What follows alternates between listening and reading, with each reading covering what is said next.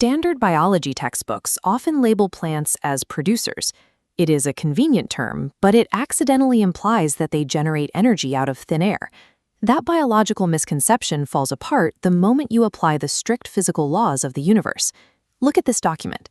It highlights the first law of thermodynamics. Energy can be transformed from one form to another, but it cannot be created or destroyed. Because creating energy is physically impossible, living organisms cannot be power sources. They must act strictly as energy transformers. That is why there is an explicit warning at the bottom of these notes. Never say they make energy.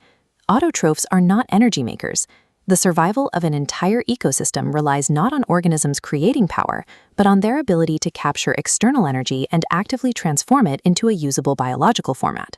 For the vast majority of Earth's ecosystems, that external power source is constant incoming solar radiation. This diagram shows two pathways for capturing external energy.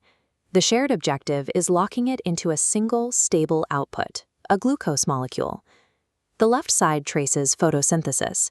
Specific organisms capture incoming light waves, transforming them into chemical bonds. But ecosystems also thrive in extreme environments where sunlight cannot penetrate, like hydrothermal vents at the bottom of the ocean. In those lightless environments, bacteria rely on chemosynthesis. As the right side of the diagram shows, they transfer chemical energy directly from inorganic molecules into glucose. Whether powered by light or by chemistry, autotrophs manufacture glucose. That singular foundational currency funds all subsequent life in the ecosystem. If an organism is incapable of transforming raw energy from the environment, it is forced to steal it from an organism that can. These organisms are defined as heterotrophs, or consumers. To build ATP and survive, they must physically ingest organisms that are already rich in glucose. A food chain is simply a precise map of this biological energy theft. This diagram illustrates a terrestrial food chain alongside a marine food chain. The handwritten note in the top margin corrects a common assumption. The arrows do not simply mean what eats what, they point to where the energy is going. The direction of the arrow tracks the strict physical movement of chemical energy as it transfers from the tissues of the prey into the digestive system of the consumer. Each distinct step upward represents a specific trophic level, categorizing consumers as primary, secondary, or tertiary. An organism's trophic level is a strict measurement of distance. It calculates exactly how far removed it is from the original source of energy transformation. The predator-prey dynamic is an active, high-cost extraction strategy. It requires burning massive amounts of energy to hunt and kill living biomass. This line graph maps out predator-prey relationships. Because hunting directly targets living populations, the sizes of predator and prey populations are locked in a continuous, slightly delayed feedback loop. Evolution has also produced alternative strategies that circumvent the severe energy costs of hunting entirely. Scavengers bypass the chase. They simply wait for animals to die before moving in to extract the remaining chemical energy left in the tissues. But the most critical energy extractors in the system operate microscopically.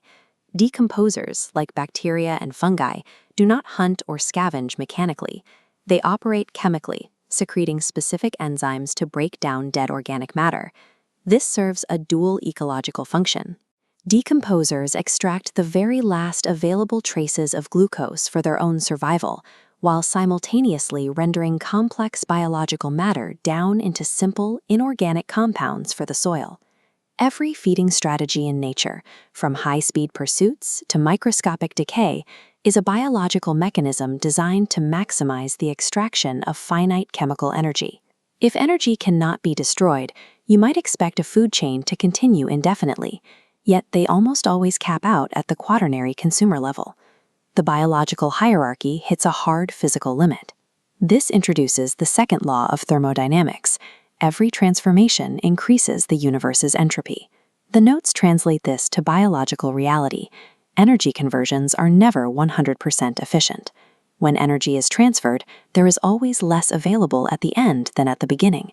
As an organism hunts, digests, and powers its own cellular respiration, it constantly burns through its stored glucose. The specific byproduct of this biological work is metabolic heat. Once chemical energy transforms into heat, it radiates entirely out of the organism. It dissipates into the environment, becoming physically unrecoverable by the next predator. The food web operates on extreme diminishing returns. The vast majority of the original solar energy captured by the ecosystem is inevitably lost to the universe as heat. This brings us back to the decomposers at the very end of the food chain. Decomposers ensure that physical matter, the carbon, nitrogen, and phosphorus inside dead organisms, is perfectly conserved and continuously recycled back into the soil. But that infinite loop of biological nutrients is entirely separate from the ultimate fate of energy. The text across the middle of this page asks a direct question: is energy recycled in an ecosystem? The answer is a definitive no. It only flows in one direction. This abstract animation highlights the contrast. While matter forms a closed, infinite loop, energy is a single, straight-line vector. It enters the system from the sun, passes through the biological chain, and bleeds out into the void as a wavy line of heat. Because energy strictly flows one way and constantly dissipates, there is no perpetual biological motion. Ecosystems are open thermodynamic engines. To prevent total collapse, they must constantly burn through a never supply of new solar fuel to hold off the physical decay of the universe.